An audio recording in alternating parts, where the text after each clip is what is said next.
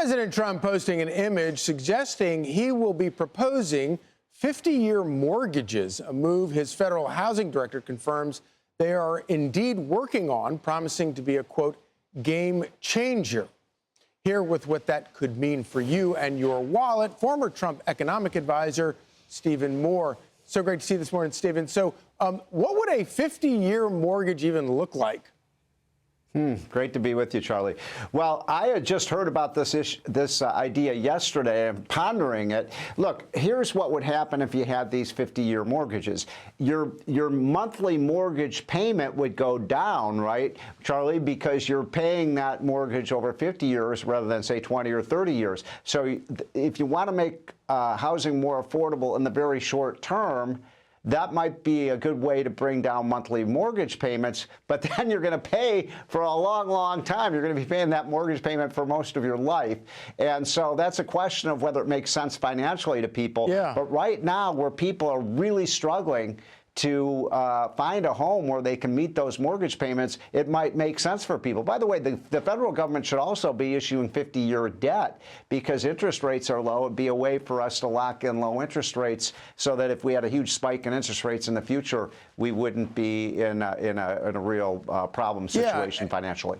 And so, of course, after 30 years, if you had a 50-year mortgage, after 30 years, the way banks structure loans, you probably still wouldn't own but about 10% actually own, but about 20% of your house. That's a good point. That's a good point. You know, you want to build up equity in your home. That's why a lot of people, you know, when they have the financial means to do so, they speed up their mortgage payments. But listen, the problem with our housing situation right now really is so many restrictions on building multifamily homes in a lot of areas. By the way, I can tell you one city in America where housing prices are going to go way down. You know what city that is? What's that? New York City, because everybody's going to move out. Right, exactly, exactly. So if you want to buy a house, maybe think about doing it in New York. It'll be the opposite of importing millions of illegals and then putting them up for free at taxpayer expense. I want to ask you real quickly about this. Fox News voter analysis shows a vast majority of voters who haven't even lived in New York for 10-plus years backed Mamdani, as well as a majority of college grads. How much is this shift of young people towards socialism in America the result of a complete collapse of our education system?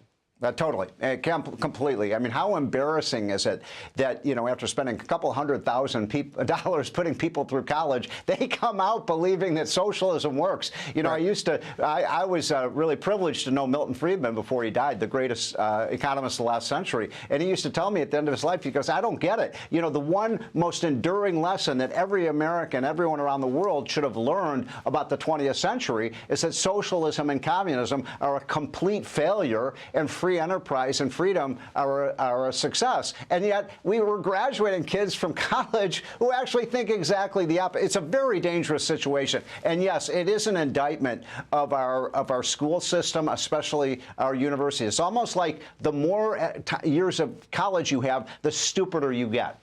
Yeah, and I don't know that if it's fair to say socialism has not been successful because 100 million people have been killed by communism. And for the people that bring us communism, I think that's what they're trying to do. But you... No, look, it's when you give more power to politicians, which is what socialism is, it leads to atrocities. I mean, that is, I mean, how many people were killed by all of these people who came in with a nice smile and a nice handshake, and then they killed people. It's a very dangerous situation, but people will be moving out of New York now. My prediction is Wall Street will no longer be in New York. It's moving to Dallas, Texas. You heard it first on Fox and Friends.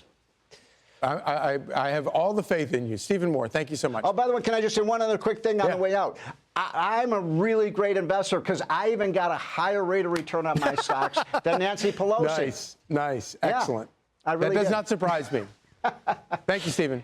Thank you. I'm Steve Doocy. I'm Brian Kilmeade. And I'm Ainsley Earhart. And click here to subscribe to the Fox News YouTube page to catch our hottest interviews and most compelling analysis.